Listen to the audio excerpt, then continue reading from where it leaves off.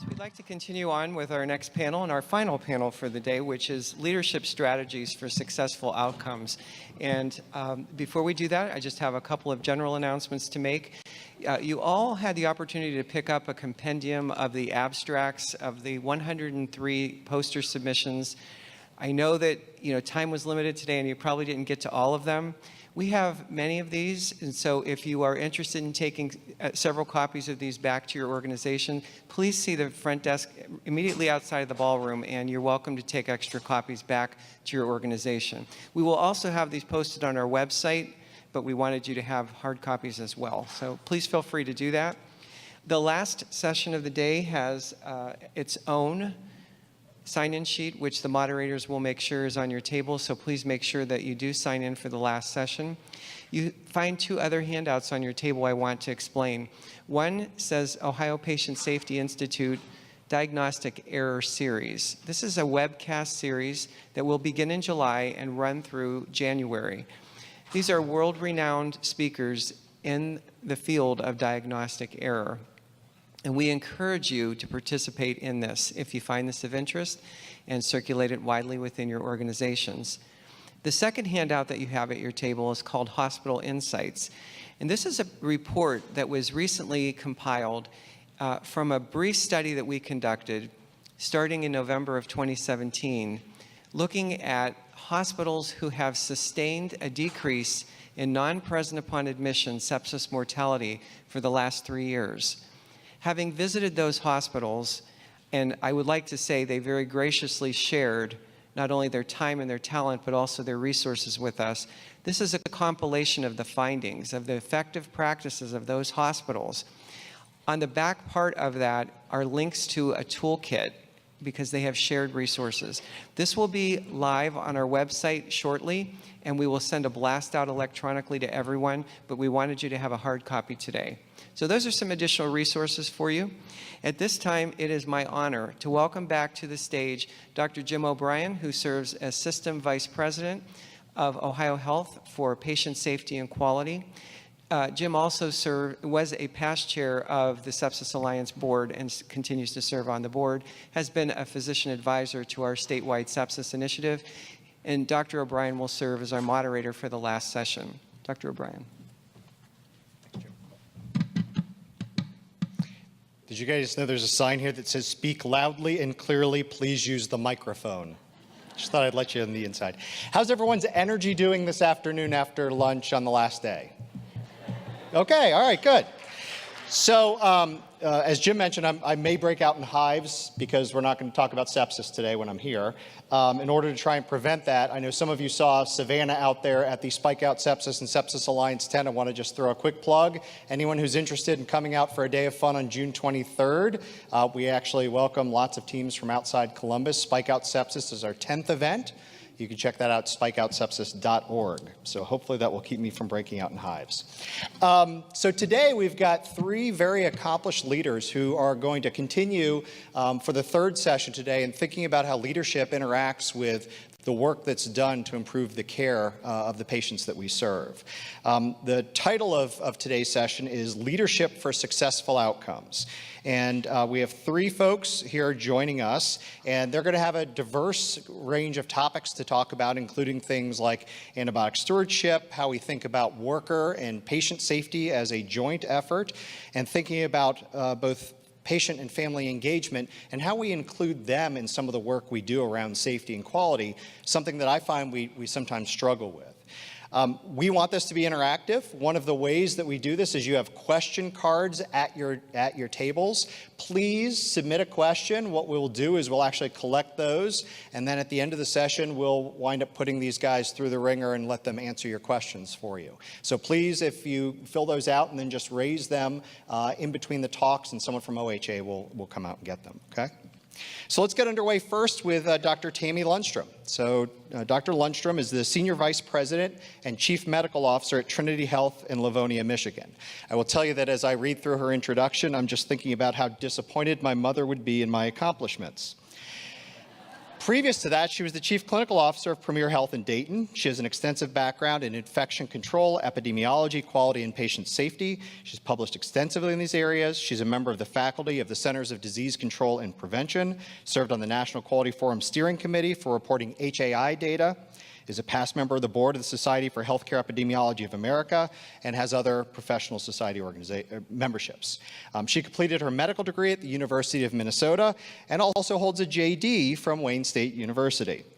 It's now an honor to welcome Dr. Tammy Lundstrom. Please join me in welcoming her.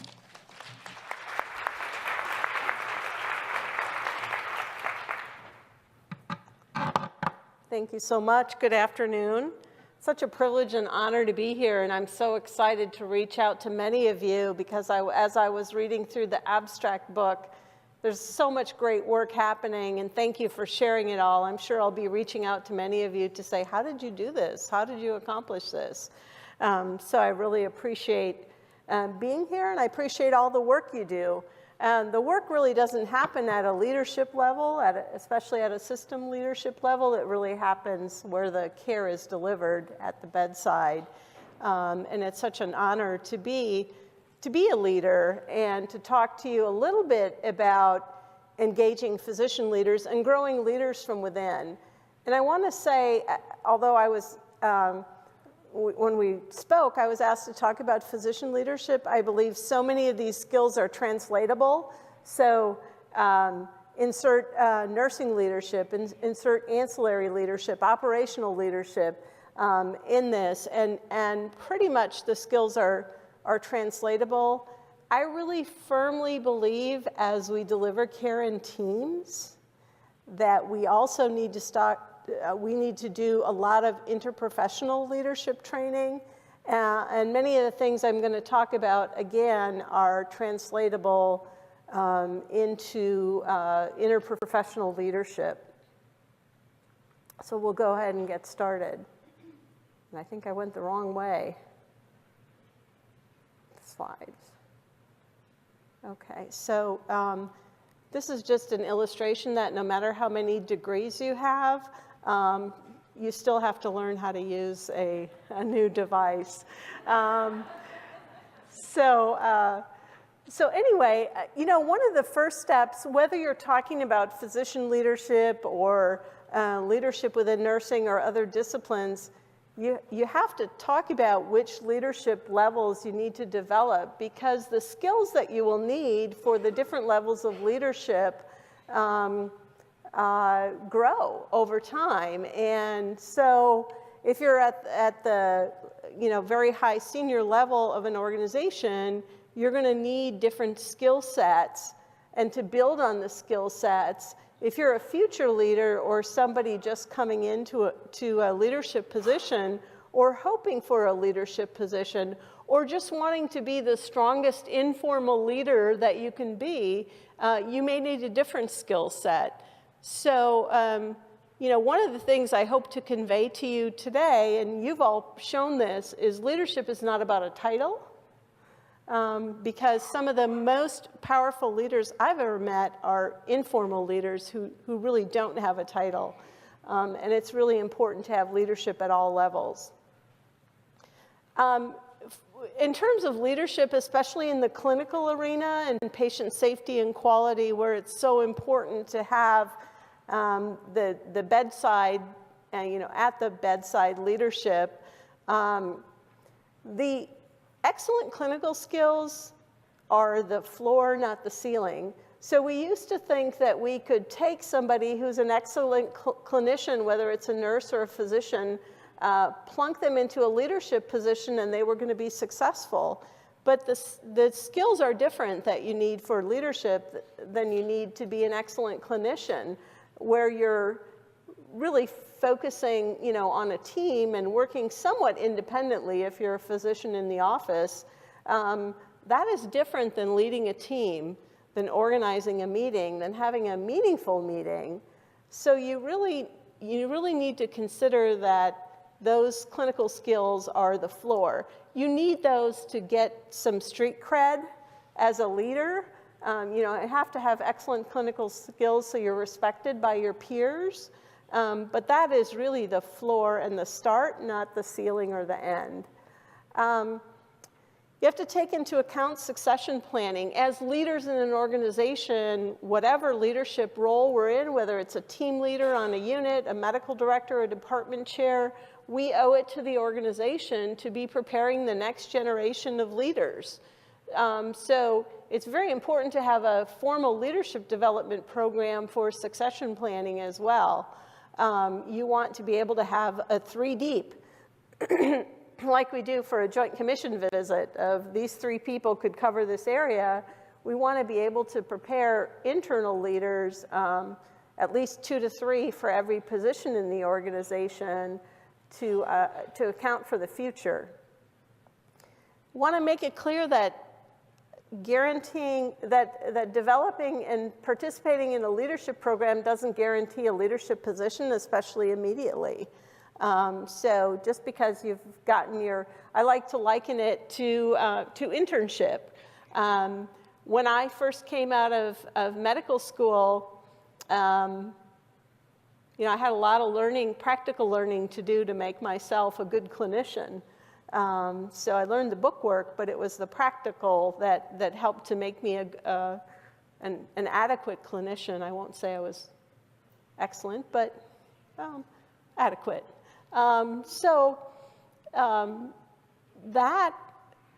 That training didn't guarantee me a leadership position. I needed my internship and residency to practice my skills, my clinical skills. So a degree doesn't make you a leader. Some people come to me, they've completed their MBA, and they say, well, now I'm ready to be a CEO of an organization. Well, I wasn't ready to be an independently practicing physician right out of medical school. Probably wouldn't be ready to be a CEO of an organization immediately out of MBA unless I had a lot of background. So it's important to set that expectation up front. Training needs to be tailored to the level of leadership, the essential skills, as well as the previous leadership experience. And then it's important to consider formal or informal mentoring programs. And it's important to think about, again, the future leaders for succession planning, talented people who aren't in leadership positions yet, but show great potential. So this is pretty self-evident. Why is physician-clinician leadership important? I would say one of the most important reasons that's not listed on the slide is it's an antidote to burnout. If you look at all the burnout research, it shows that when people have a say in how their work is done, they're less likely to be burned out.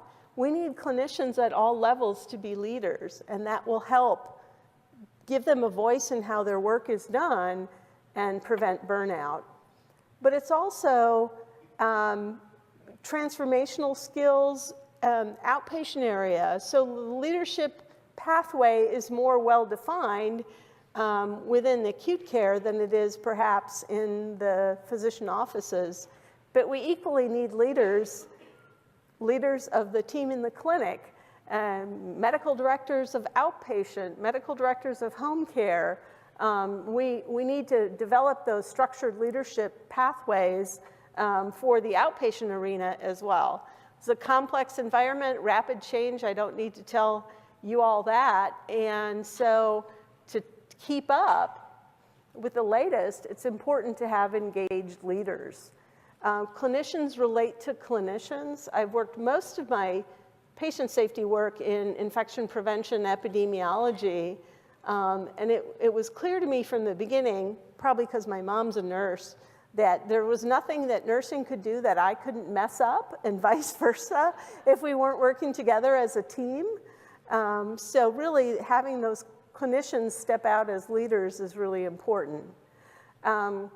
You need the expertise in the subject matter in order to make the right decisions for patients, but there's a lot of subject matter experts. So leadership is not necessarily being about, I would not presume to tell a neurosurgeon how to perform neurosurgery because that's not my expertise, but I've got a lot of subject matter experts that I can call in. So it's really not about the clinical subject matter expertise as much as it is about how you relate to people. A partnering relationship is needed for future success across the care continuum. That's interdisciplinary as well as within a discipline. And the other important thing is lack of growth opportunity for those who aspire to leadership positions. You will lose good people if you don't have a pathway for them to grow in their leadership skills if they're interested. And none of us want to lose talent. It's very expensive and disruptive.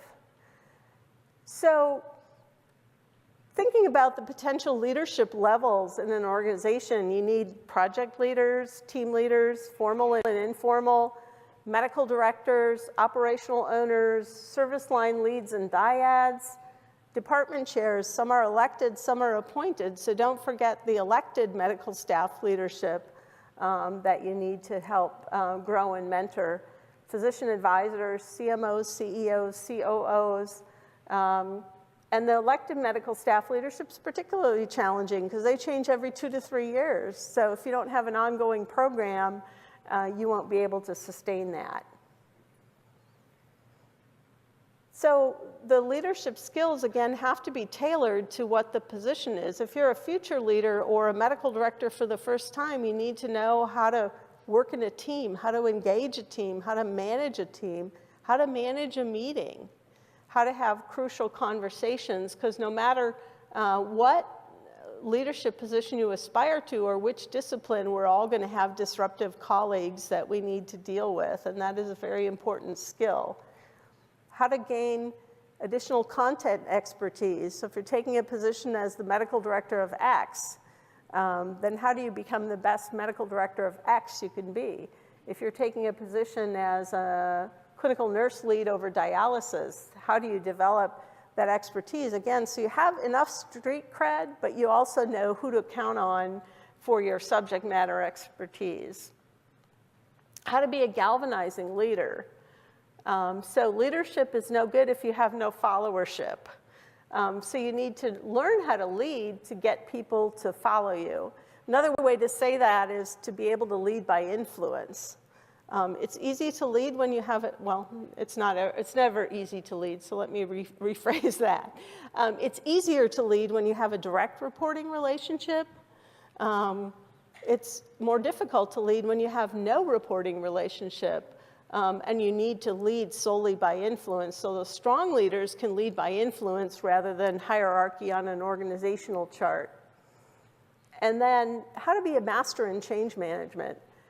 We are changing all the time, faster and faster. How many feel like they're on a hamster wheel sometimes? There's so much change coming at you that it's hard to absorb it all. You need to be resilient. You need to be relentlessly optimistic. Hey, this is the direction we're going. It's a great direction. This is what we know now. We don't know what the end state may look like, but we know that we've got a great team and we're resilient enough to be able to pivot when we need to. And our strategy may need to change when regulatory changes or something else in our world changes. So you really have to be a great master in change management to be able to lead. And then develop partners in training. Professional societies, local colleges and universities can often be very helpful in developing leadership programs if you don't have one currently. Using third-party resources like the advisory board, SG2, ACHE as some examples, and then suggested readings, papers, books, websites, et cetera. There's a lot of material out there that you can take advantage of to grow your program from within or partner with external resources on your leadership development program. It's really important to have a coaching and mentoring program and to make sure that there's a formal evaluation of your leaders, including yourself, on the skills that you're trying to cultivate, and have a formal development plan. Feedback through regular sit-downs is needed from the CEO level on down. So no matter how much you've risen in leadership, we all need coaching and feedback, and you need to be able to embrace that. Think of feedback as a gift and learn how to give feedback in a kind and supportive way so you can influence the direction of the organization. So that was a kind of a whirlwind tour of developing leadership, and I look forward to your questions in a few minutes. Thank you.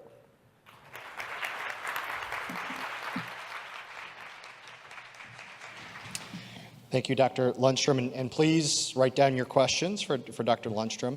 I have the pleasure of introducing next a speaker who I get to work with on a routine basis. And before I introduce Shannon, I think there are 3 things Dr. Lundstrom said that I'd like to make sure that she realized that Dr. Lundstrom said them and I didn't. 1, that work actually occurs at the bedside and not at a system level. 2, that physician leadership isn't really special. And 3, that it's not about the title. So I just want you to remember that you don't have to accept those when it comes to dealing with me, Shannon. It's a joke, guys.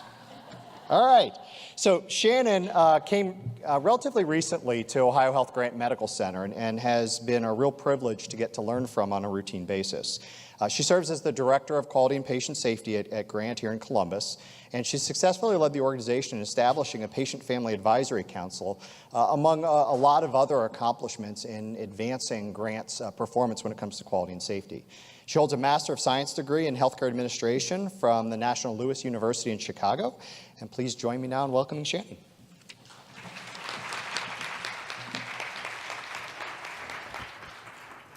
Thank you. It's a pleasure to be here this afternoon, and knowing myself and how I can be post-lunch, you guys all get points for having your heads up at this point in time. So thank you. And now I'm going to probably, I figured it out. That's great. So I wanted to talk a little bit, and I should give 2 disclaimers first. The story I'm going to share today is not an Ohio Health experience that I had. This happened at an organization that I'd worked for in the past. I've worked most of my career in Chicago and then some time in Wisconsin prior to coming to Ohio about a year ago. And I do have the patients' families' full permission to share this story with anyone and everyone I meet as I continue on in my career path. So those are 2 disclaimers I did not put in writing that I thought I should probably give. So one thing that I've kind of learned is that, we always need to look at how we can leverage our resources, and that every single encounter that all of us have every day, there's a lesson to be learned. And every person that is involved in any encounter we have with a patient, with a family, and with each other at work has a different perspective on that. And through those different perspectives, we can all learn and kind of get an entire picture, and how can we move forward and how can we improve things or learn and do things differently.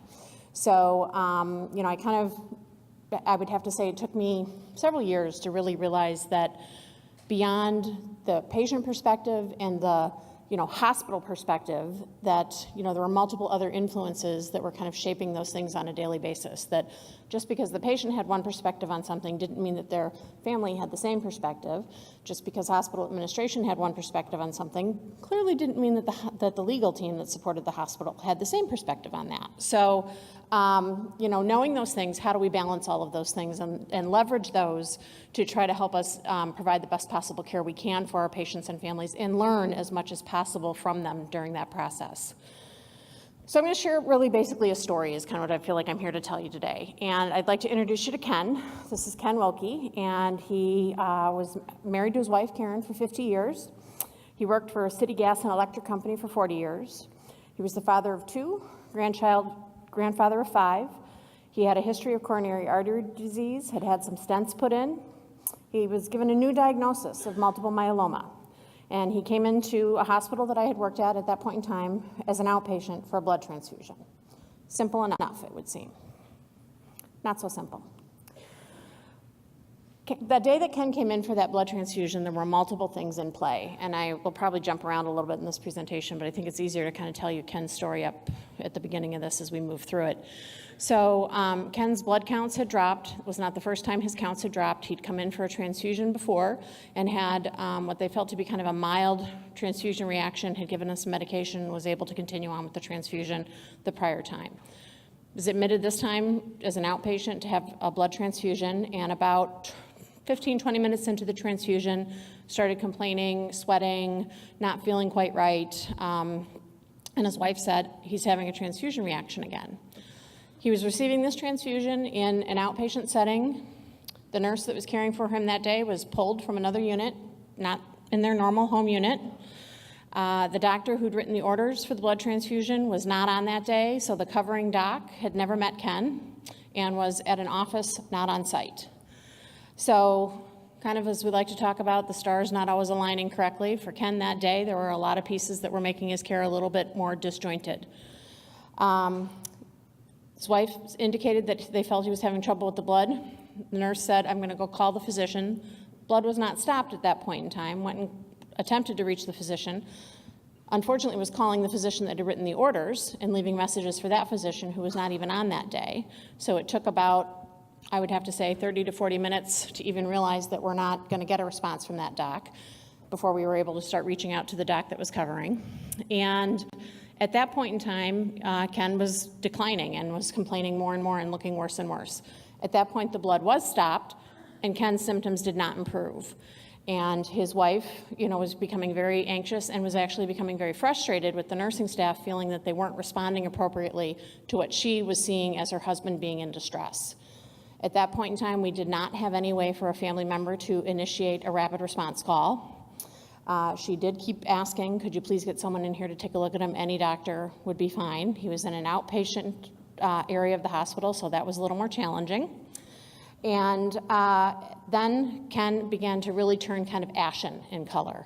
And the nurse at that point in time did actually called a code. And unfortunately, Ken did arrest, and Ken died. And the concern and confusion was over how can, from the family's perspective that day, how can he die of a blood transfusion when I told you he was having a transfusion reaction? So that's their perspective on what had happened. The nurse's perspective was they were trying to navigate in a unit that wasn't their home unit, were following the protocol and policy that they had on blood administration, and were frustrated that they were not getting a call back from the doctor. And from a safety perspective, this event was looked at the time and felt to be not optimal, but not necessarily something that it was kind of viewed as more of a precursor event, something that we could have probably done some better things, like have one blood administration policy, not one that the lab primarily follows that has some nursing information in it, and one that the nursing team follows. And so some improvements were made around that. Fast forward about 6 months, and I got a call from Karen, Ken's wife, and said, I want to meet with the president of the hospital, and I want to talk to them about what happened to my husband.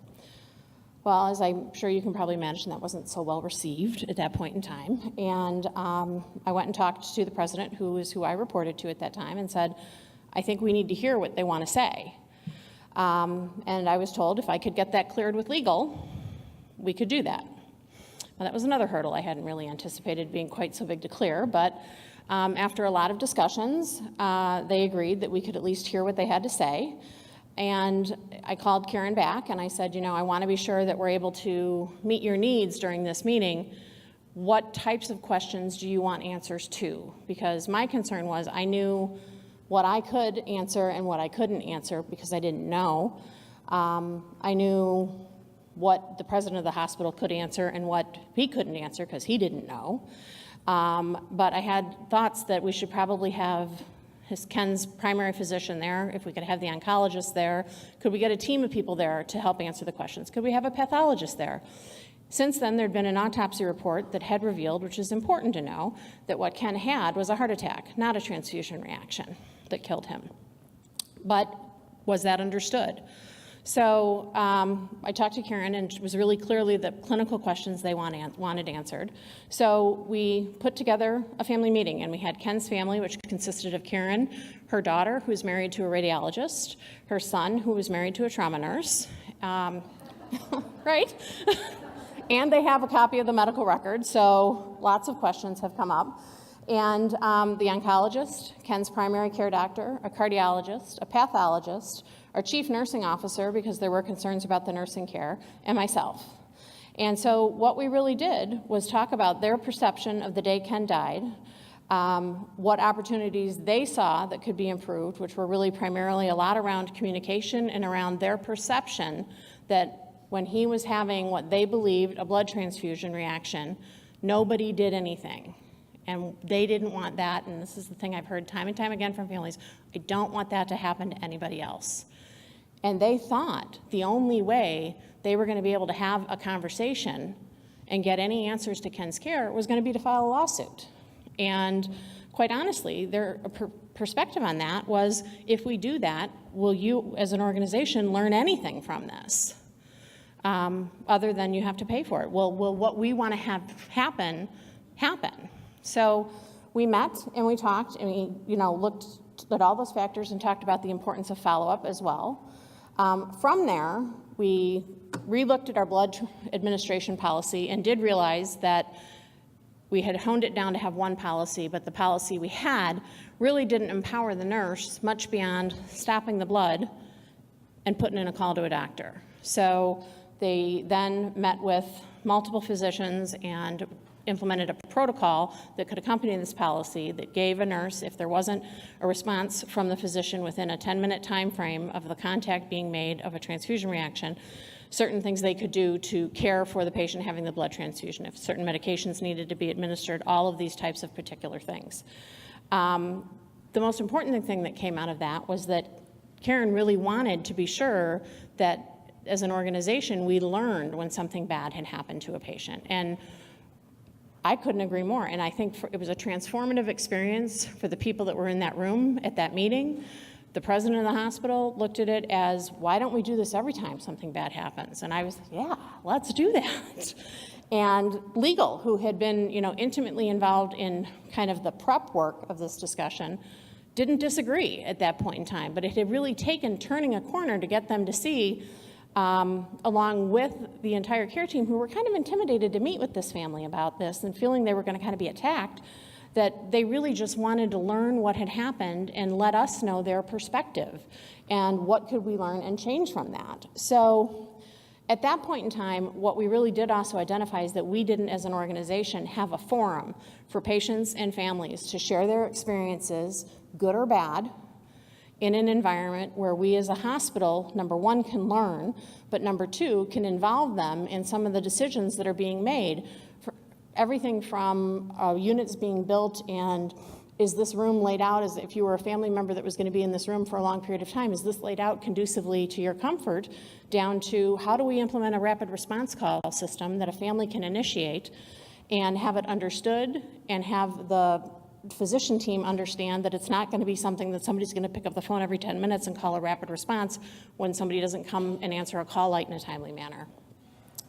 So we implemented that team, and from there we grew and learned a lot of things. We partnered and had them go to several different conferences where they could learn about patient-centered care as well. And then we involved a member of the Patient and Family Advisory Board, and member in all kind of key decision-making and all of our important boards, our Patient Safety Committee, our Board of Directors, our Quality Committee, our Patient Experience Committee, so that we had members of this Patient and Family Advisory Council sitting on all of those as well, giving us their opinions and letting us know their thoughts. The other thing that we did was began every single leadership meeting with a story from somebody on the Patient and Family Advisory Council, good or bad. And the first story that we started with was Karen, and she came live in person and opened our leadership meeting for the hospital, which was probably about 120 people at the time, and told Ken's story. And there was not a dry eye in the room by the time she was done, and it was transformative because one of the lab managers walked out of that meeting, the manager of phlebotomy, went upstairs and relayed this to her staff, kind of sharing what had happened at the meeting. And 2 days later, one of her phlebotomists was in a patient room drawing blood. Blood was running on the patient. She noticed that the patient didn't look well, didn't look right, walked out to the nursing station, said, I think they might be having a transfusion reaction. Nurse went in, sure enough they were, blood was stopped, the protocol went into place. So it was just one more way to keep that story alive, keep the learnings going.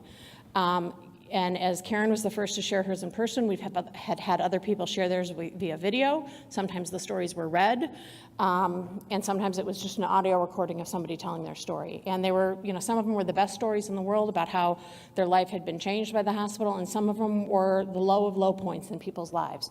But in all of them, there was a lesson for every single staff member in that room to be learned. So as part of an organization, this hadn't been done at any of the other hospitals, and Karen was asked to open the system leadership meeting, which was attended by about, I think, 3,500 or so people, and tell Ken's story at that meeting.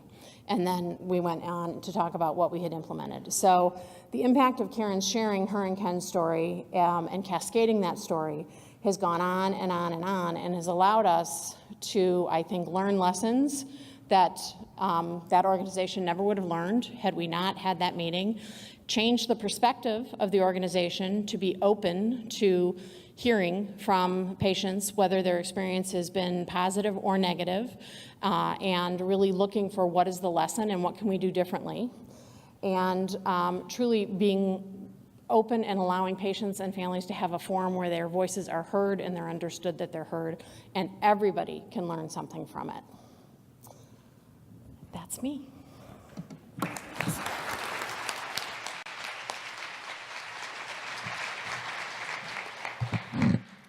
Thank you, Shannon. Please fill out your questions for Shannon so that we can make sure that we're capturing those so that when we move into Q&A, we can hit the ground running. I want to introduce our last speaker. Sue Newman is the Director of Quality, Risk, Corporate Compliance at Wilson Health in Sydney, Ohio. And there she provides direction, leadership, and coordination of quality and patient safety throughout all of Wilson Health.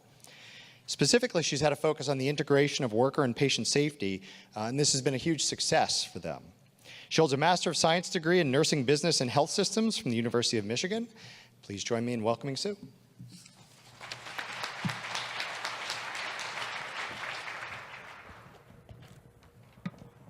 Thank you so much. I appreciate the opportunity to speak today.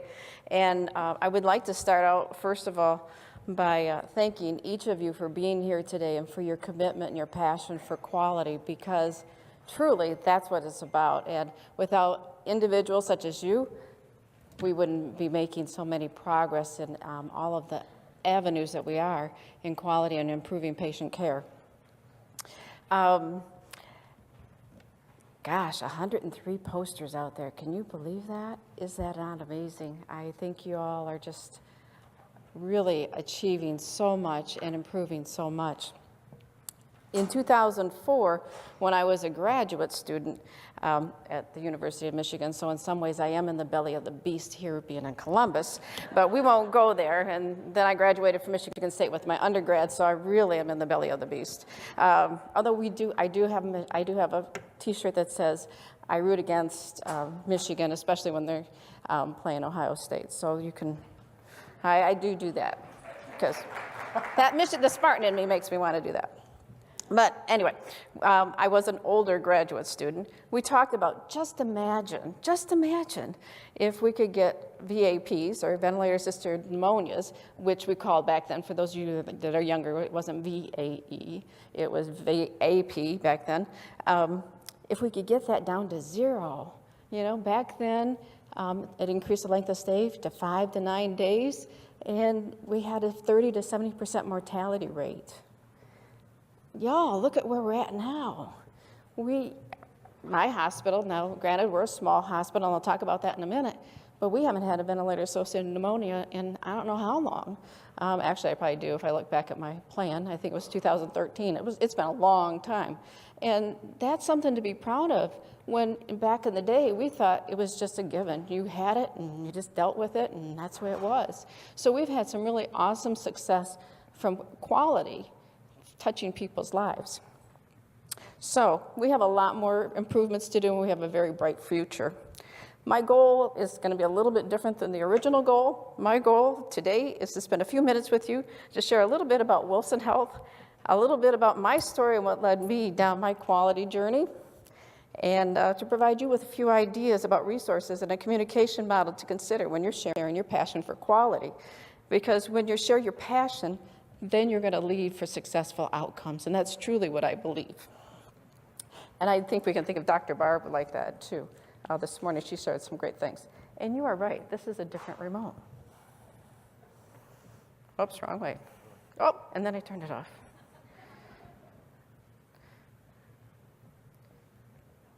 All right. Is it the green star? Top there.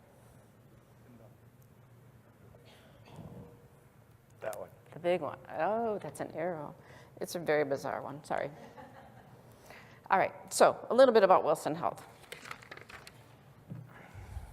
Wilson Health, and again, this is because I come from Michigan, and so I don't know much about Ohio. So sometimes I think it's nice to kind of have a little bit of background of who's what and where are they at.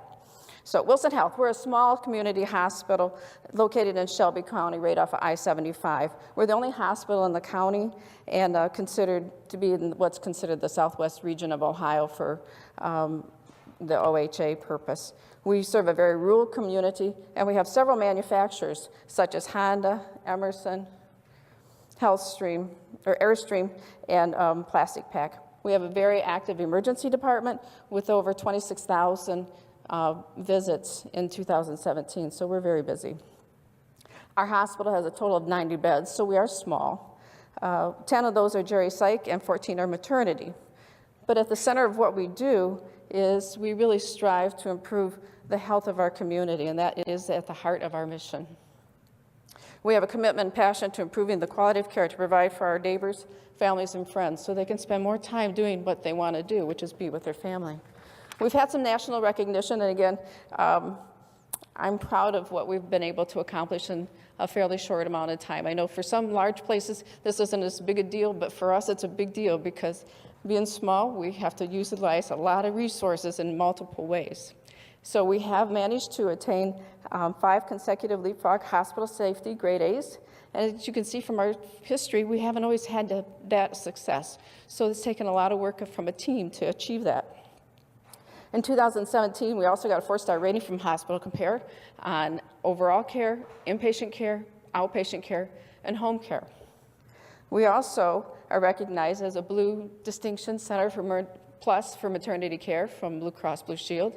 And in 2017, we were an Anthem QHIP top quartile performer amongst hospitals of similar size performing similar services. All of that takes a great deal of work from a multitude of people at the bedside and in leadership as well. It was all the result of focused and intentional work. I'm really fortunate being the Director of Quality and Risk Management and Corporate Compliance. I also have a wonderful colleague, Mike Alden, who happens to be my Director of Process Excellence, or our Director of Process of Excellence. And he does wonderful things with the lean management and Kaizen events here at our hospital. And that we've seen so much progress utilizing what the work he has done with that.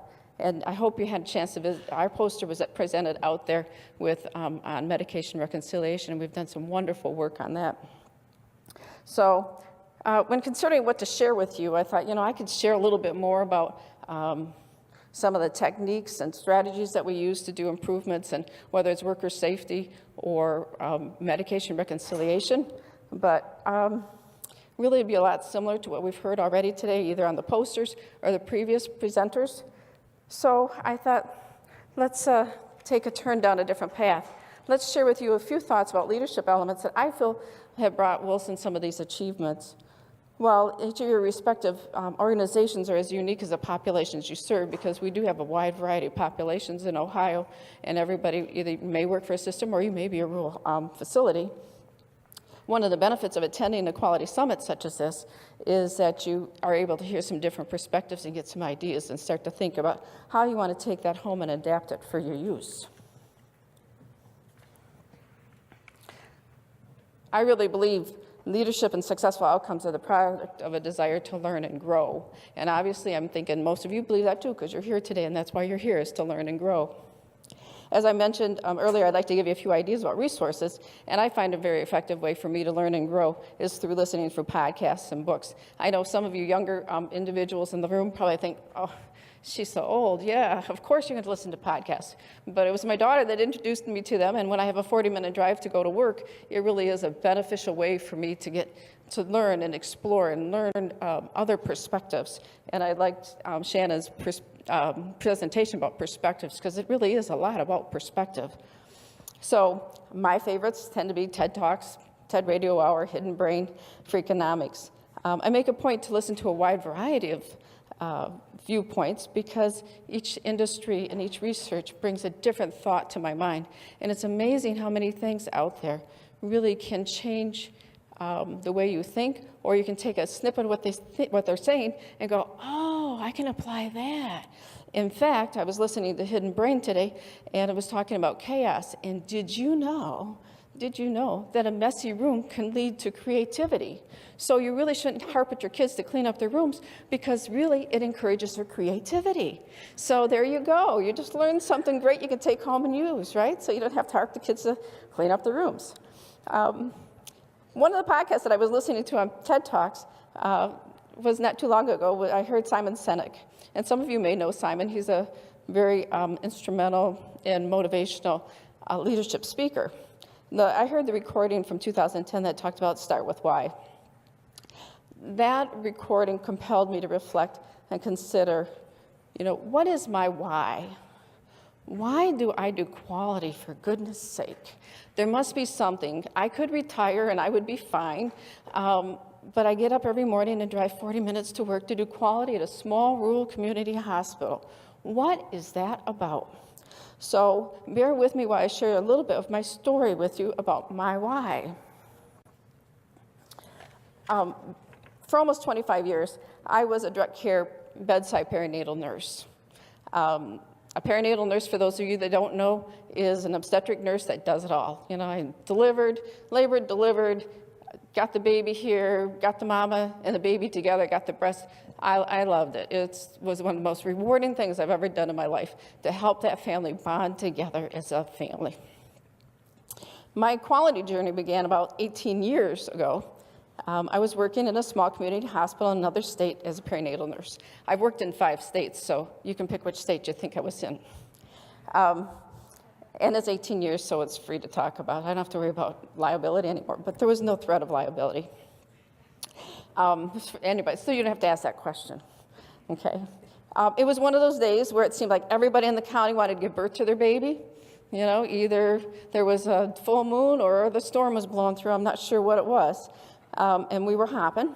We had a 12-bed postpartum labor and delivery unit, and every room was filled. I had several deliveries that day, and I handed them off and took one last one. And it was getting a little bit later in the day. Patients kept rolling in, and I said to my manager, sure, I'll stay and deliver this patient, get her all taken care of, and hand her off to the night nurse, and we'll be good. That'll help you out. So no big deal. I did that, had a great delivery, and really, it was kind of selfish on my part, because I love delivering babies, and so if I left before the end of it, it was like leaving me before the end of the movie. You want to stay and see the end. What did we get? And again, y'all, it was 18 years ago. We didn't do ultrasounds at 12 weeks and have, open the revealing parties, right? That's what we call them now. We didn't have revealing parties back then because we didn't always know. So it was always fun to stay for the end. Well, on this night, after I handed her off, I went ahead and rounded around the corner to take all of my paperwork, because again, those of you that are young don't realize we had papers back in the day, okay, and the tubes of blood. And I went around the corner from the nurse's station and put them on the nursing station for the HUC to take care of. And I glanced up at the central fetal monitor display, which we did have. And I looked at it and went, there was one strip that really caused me a great deal of concern. And I went over and looked at it and scrolled back electronically and looked at it a little bit closer. And the nurses were charting at the desk, and I said, so, what's going on in room 3? Who's the doc? Oh, that's Dr. X. Okay, who's the nurse? Oh, that's M. I said, where is she? Is she in the room with the patient, or what's going on?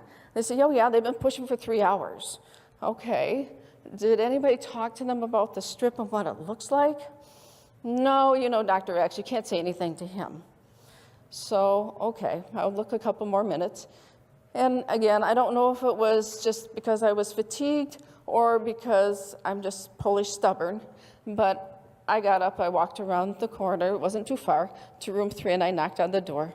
I said, Dr. X. I knocked on the door, and they said, come in.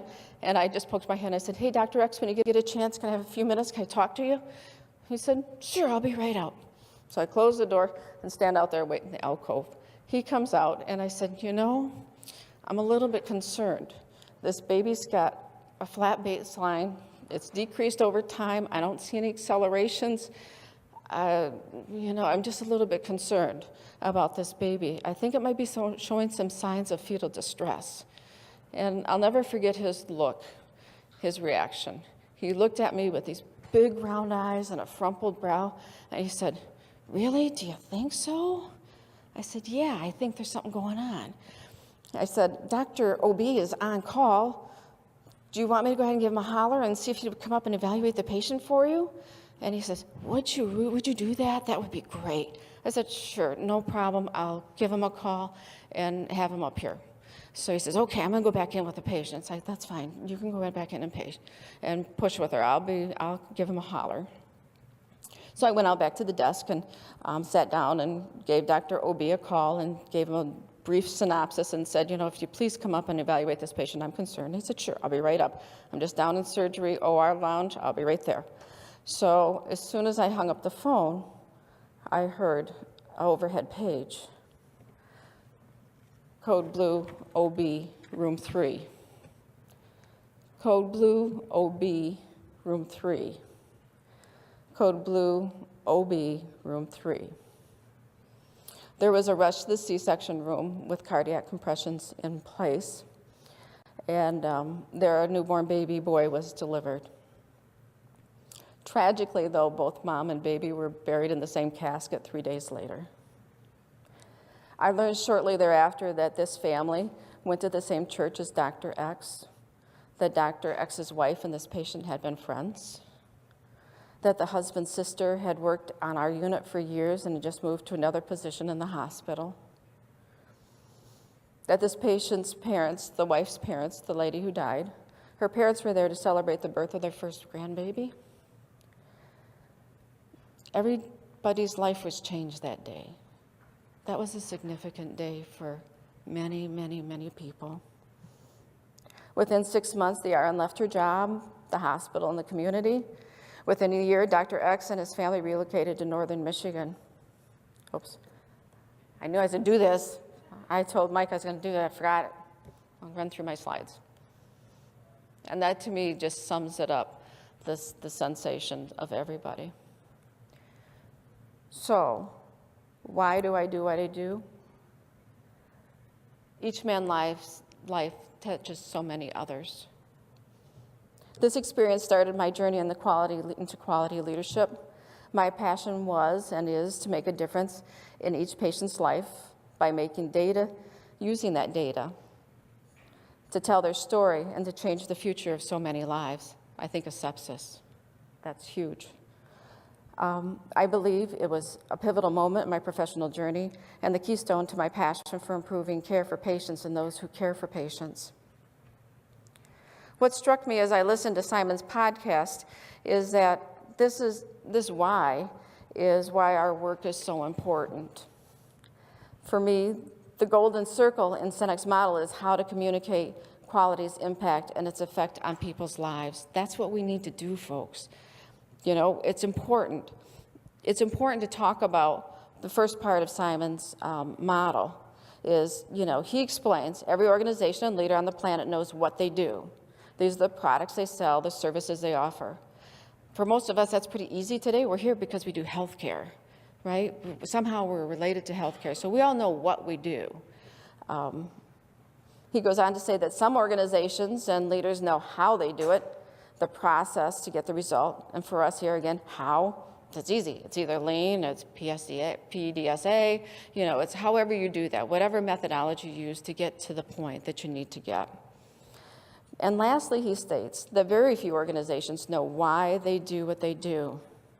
And the important thing here that he makes, and I so espouse this, is that why is not about making money, because money is the result. Why is the purpose, the cause, or the belief? It's the very reason that our organizations exist. For each of us professionally, why do we go to work every day? That's what my question is for a why. And that's what I hope you all will do as you go home, is think about that. What is your why? His model really does speak to me because I know my why.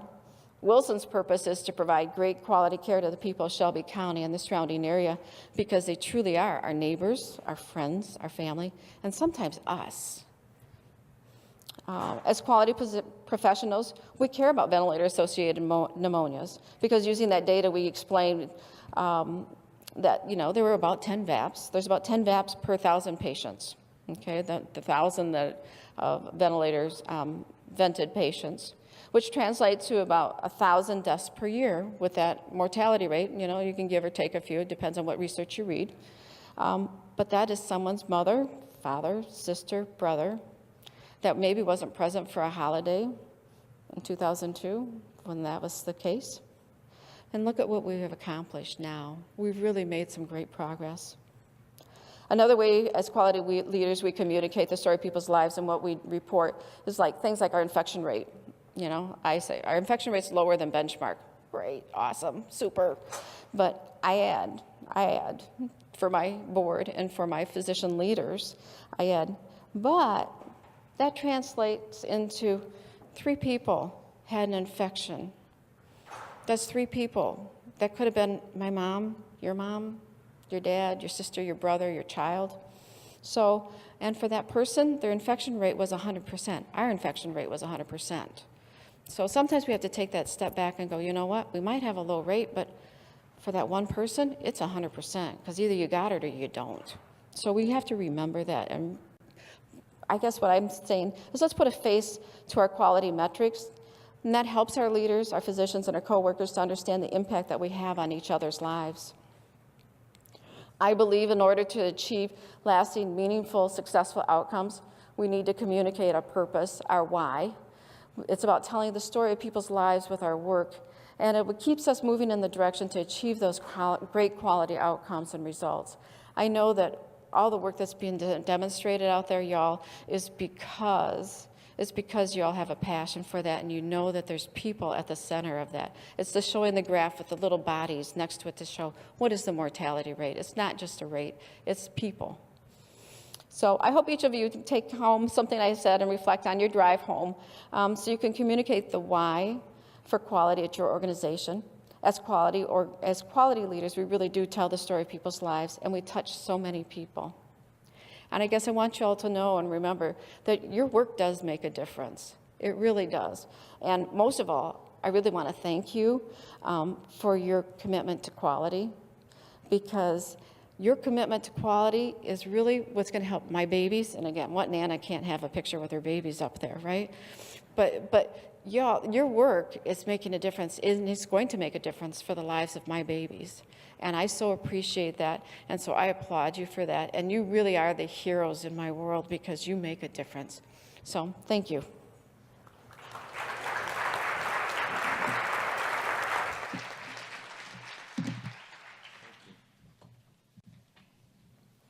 Thank you, Sue. Please submit your questions so we can get those moving. Sue, you mentioned that we shouldn't tell our kids to clean their rooms. I'm wondering where you stand on Fortnite, because that's the big problem in our house right now. So got some questions here. Thank you for those of you who submitted them. I may wind up changing the wording somewhat.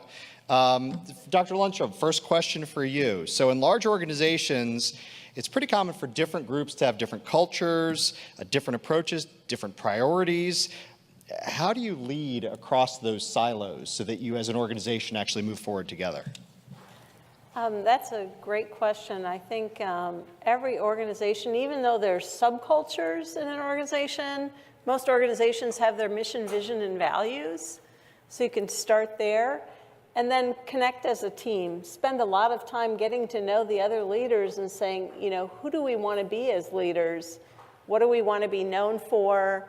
Do we all agree that modeling the behavior is what we expect from all of our leaders? So start with those common things that no matter where you are in the organization, here's what we expect of our leaders, and here's what we want to be known for. Everybody has an emotional brand, which is what people say about you when you're not present. What is our emotional brand? What do we want to be known for? And then come up with some common goals. So that's a good place to start. Great, thank you. Shannon, question here. What strategies would you recommend so that we can initiate some of these family meetings maybe by us and also sooner than 6 months after the incident occurred.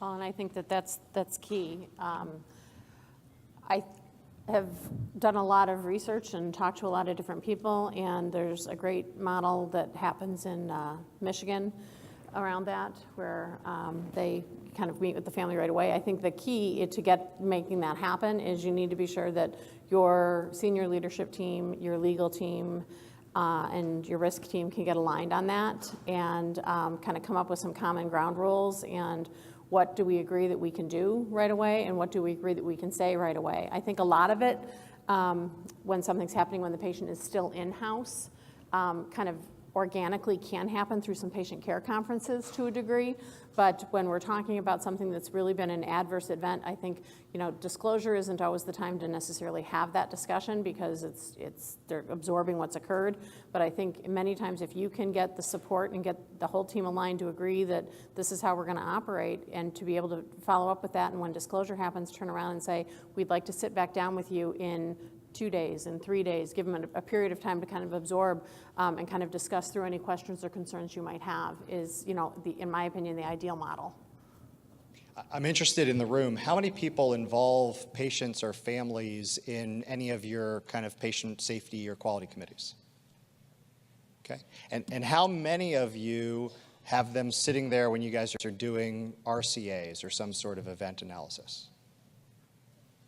How many of you, if something happened to someone you care about, would want to be part of that committee or part of that? Okay. My hands would have raised the same way yours did. But I think it provides for us an opportunity to think about how the world exists right now and how do we want to change it? What are we willing to do to affect that change? And I think we miss out sometimes in just thinking about what would we want from healthcare. And a lot of those answers are right in front of us. Sue, question here. Has there been a shift or a change in your view of the generic incident or event reports? So how do we get to something that provides more of that context where you're talking about this specific person as opposed to it being a number or something like that? Good question. I think it gets tricky because you need to be careful. You have to keep it generic because you can't be too specific because then you've lost your peer review protection and your quality protection. But I do believe that it's important that we share that and we talk about those events. So it comes down to looking at trends and identifying how you can de-identify it enough that you can have that conversation. It's very, very tricky, especially if it's related to a severe incident. Now, if it's something minor, it makes it a little bit easier because usually there's a little more things that you can track and trend. You've had 3 of them. You say, okay, do we have an issue? For me, it's important to communicate to the staff that it's important for them to put in those little incident reports because I really want to get them to the near miss. I don't want to wait until I don't want to wait until I get to a transfusion reaction. I want to know if you're having a problem getting a hold of a physician today before the transfusion reaction that you can't get a hold of them and we have a problem. So a lot of that is communicating to the staff of, y'all, come on, you gotta tell me what's going on so that we can fix it, and always reassuring them that that's a good thing to do, that we're looking for the trends, we're not looking to pick out somebody and attack them.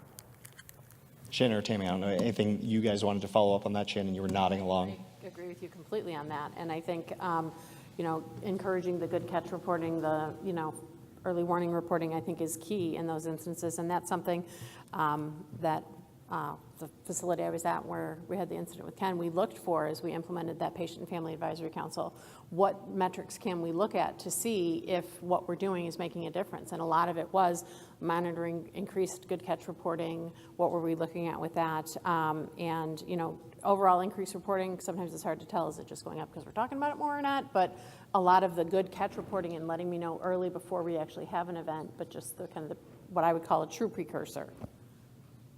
How many folks in the room work in a facility or an organization where you guys have adopted the just culture approach to assessing roles? Okay. So I'm interested then, of those organizations, how often do you guys treat events the same regardless of what happens? Is that Do you guys find that because that's part of the just culture approach is it actually doesn't matter what the outcome is. We evaluate things the same every time. And I just find that to be a struggle in where we are right now, because a lot of the times the way that we are alerted to the fact that something didn't go well is someone had a bad outcome. And the principle behind that is getting to truly being high reliability, where it's about doing the right thing every time, regardless of outcome. But that means you need to define what the right thing is and be able to see, are we doing that? Is that something you guys are struggling with in your organizations, or how are you handling that? I have to say, for me at Wilson, I'm very fortunate. Again, we're small enough where I love the analogy earlier in the day of the Titanic versus a speedboat, and we're more of a speedboat. Because we're smaller, I sit on the physician peer review committee, and there's been more than one time when people have said, well, you know, it really wasn't that big of a, it's like, time out. I want you to think about this. If we were talking about if there had been mortality related to this event, what would you be saying? Because we need to look at the behavior and the action equally. It's not the outcome that's important. Is there a problem with the behavior or the action or the care that was provided? And again, making sure the peer review is an educational opportunity, not a punitive opportunity. So do we have an opportunity that we can educate somebody? Do all the physicians do this? We need to look at that. And so I think most of the time in those situations, it's just bringing it back up to people because I think it's a natural tendency that we just want to slap somebody down when they do something bad. And if it's not bad, we just, well, okay, we'll just pay attention, not worry about it. I think we just need to constantly be saying, okay, so if the outcome was bad, would we be having the same conversation or not? So it's just having that conversation and bringing it up. I find a helpful phrase is, what can we learn from this? So not who did it, or but what can we learn? What can we learn? What can we learn? Because that kind of takes the sting out of it. And if your organization is not used to talking about these events publicly or sharing, a great place to start is with the near misses, as you said, because nothing happened to the patient. People feel safer talking about it. So that's a good place to start culturally if you're really not used to sharing, being transparent completely. Right.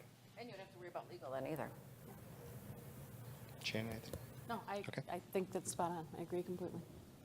So a question for all of you, because I suspect that this is a common challenge that many of us find. How do you all think about and address a culture that isn't welcoming or doesn't allow the person at the front line to speak up about a concern? To have the person who's working as the nurse's aide to actually say something to the chief of staff. How do you guys deal with that situation? I just think it's practice, conversation, and then supporting the people who do is just really important. And again, to model the behavior. If we have behavioral expectations, I want people, I'm human, and I'm going to make mistakes. In 30 years, I think I've probably continued to surprise myself with how many leadership mistakes I make, because I think I've made them all, and then I'm surprised. But everybody's going to be in that position at some point. So how do you recognize that and welcome and appreciate that somebody is trying to do the best thing for the patient? So just continuing to talk about that at every avenue that you have, whether it's with the medical staff or with various groups of, gosh, and then celebrating the good catches. I really appreciate that you brought that to my attention, because you prevented a patient from deteriorating. You prevented this. You prevented a, unanticipated or unrecognized sepsis from creating difficulties for the patient. So it's just really, really being transparent and talking about them at every single opportunity at all levels up and down the organization.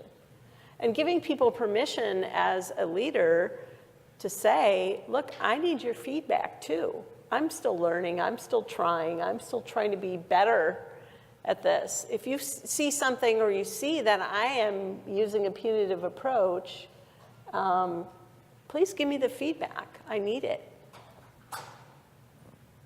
I think you have to, look at it also in Why? Why is the culture that way? What led it to get that way? I mean, other than, well, it's always been this way. Okay, that's great, but why? Because if you can get to the why, you can then try to help figure out what strategies can you engage to move it to where you want it to be.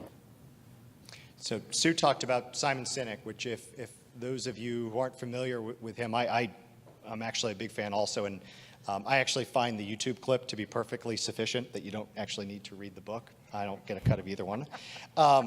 There's another piece of leadership writing out there that I've found particularly useful. It's called the 15 Commitments of Conscious Leadership. And one of the things they talk about in that I think for me applies to these sort of situations is he talks about using a tactic called teach the class. And what he gives this framework of Jim Dethmer does a lot of coaching of CEOs. And he says he meets with a CEO named Mike, and every single time he meets with Mike, Mike says, I want to lose 12 pounds. And he finally gets sick of just hearing this from Mike. And so he says, Mike, I coach a lot of other CEOs, and some of them may want to learn how to be 12 pounds overweight. What would you tell them to do if they wanted to be 12 pounds overweight? Mike, of course, thinks this is ridiculous, but Jim just keeps staring at him, doesn't say anything, makes it an awkward silence, and he finally says, all right, tell them to eat pizza 5 days a week. I tell them to work 6 days a week, 12 hours a day. I tell them not to pack a lunch, not even take a lunch break, just eat something out of the vending machine in between meetings. I tell them to drink 2 glasses of scotch 5 days a week, and I tell them not to exercise. What he's immediately doing is he's confining this to the things he controls. It's not that I don't have enough time. It's actually, I'm doing these things. What do I want to do about it? And so for situations like this is the culture we have. What are you doing that allows this culture to exist? If you can't come up with anything, it isn't your problem. Thus far, I haven't come up with any situation where I haven't come up with at least one thing of something that I was doing or not doing that I could change if I actually wanted to move this. So even the point about inviting people in, I heard a story of a very well-renowned pediatric cardiac surgeon who every time he walked in the OR said, everyone, my name's John. I'm going to be doing the operation today. I want you guys to know that I have every ability to kill this child. And I want you to help me from doing that. That's a very simple thing that one person is doing. Culture doesn't change from on high. It doesn't change from someone putting out a dictum to everyone. It's these individual behaviors that wind up coming up into a sum. And so there's every opportunity, like you guys said, to dive into that. Dr. Lundstrom, question if you could comment a little bit further on thinking about standardization of physician or clinical leaders, their orientation, their onboarding, and thinking about, in your mind, who you think is in the best position to help lead these efforts. It's a great question also. I think that standardization is really important because part of changing culture is helping everybody understand who we are and what our expectations are. So unless it's standardized, it's difficult to say, read your employee survey results and your physician survey results, which I've done for years. Physicians say, oh, nurses always want to write us up. Nurses say, physicians get by with everything. So it's really, unless it's standardized and everybody has the same expectations, it's easy to get into that victim or blaming mentality, and that's what we have to avoid because we're all a team. So the other thing is ban the word they. So charge everybody $1 every time you can have a great party. They use the word they. There is no they, there's only we. We're doing this together, whether we're caring for patients or caring for people who care for the patients, we all have the same goals. We all want the same thing. I had a funny story. One of the CNOs and I, we would always go out and round together on the floors, and when we spoke, we'd always speak together. So it was interesting feedback. Somebody came to me and said, don't you ever think independently? Can't you kind of go out there and say something that's different from what the CNO is saying? And I was so excited because they didn't realize it was so deliberate. We sat behind closed doors 3 times a week and talked about what message are we going to go out with, because it was a divisive culture. And we needed to create the inclusive culture. So it's very powerful when the clinical leaders go out with the same voice. So spending a lot of time thinking about how are we going to show up together as a leadership team, and how are we going to check each other when our behavior doesn't match what our expectations are. That's, I think, how you get to a high reliability culture. Great. One last question before we wrap up for each of you. If you had just one leadership strategy that you believe is most effective in achieving and sustaining desired outcomes, what's that one thing? Shannon? Inclusion and getting everyone's perspective. I'd say from a leadership perspective, modeling the behavior. You stole mine. I truly believe in modeling behavior. I mean, I've seen that work. I use the example many times at our safety huddle of if you want to increase hand hygiene on your unit, then you make sure you're the one using the hand hygiene. Encourage your nurse. I saw it at the bedside, worked so well. Hit the hand hygiene before I go in. Guess what? That nurse coming behind me, she's going to hit the hand hygiene too because I just did. So you have to model the behavior you want to see. And if you don't see the behavior you want to see, then you need to say, oh, sorry, in a nice way. You can correct people and bring them back to square one. But you really do need to model that behavior. And the other piece of that, I think probably equally important, is the transparency we've discussed earlier, is you need to say, I'm sorry, I messed up. I was crabby. I mean, you can ask my employees. I've gone before and said, sorry, that sounded a little snappier than what I intended it to be, or maybe I was snappy, and I'm sorry.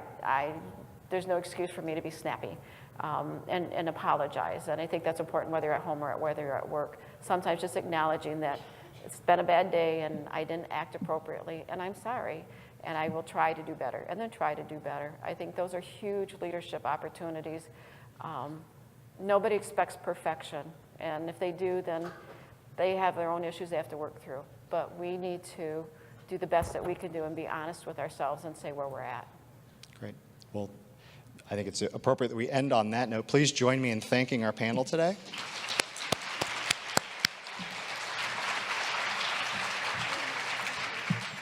Thank you all very, very much. We appreciated this final panel especially. I do have a couple of closing announcements. Again, just to remind everyone, if you're claiming continuing education, to please complete the electronic evaluation. That then in turn will trigger your certificate to be emailed to you at whatever email address you provide in your evaluation. If you have any questions about that, please see one of the moderators before leaving. A couple of other announcements. You are all welcome to attend the American College of Healthcare Executive Networking Reception, which would be held from 3 o'clock to 5 o'clock in the foyer. You do not need to be a member. If you're just interested in networking, please stay. That would be wonderful, and you're most welcome to do that. Finally, just to reinforce the diagnostic error series that you have at your table, please take that flyer with you. Also, if you wish to take back any additional copies of the compendium of the abstracts from the posters that were submitted, please feel free to do so. They are on the table in the lobby. Make sure that you've signed in for all the sessions today. If you haven't, Rosalie is at the table on the side, and she can help you with that. And we just really want to thank you for being with us today. It's wonderful to reconnect with friends and colleagues and leaders from throughout the state. You really are doing the work of leading change and keeping patients safe. We've talked about that in all of our sessions today, and it is our way of saying thank you to you. So thank you for your engagement. Have safe travels back.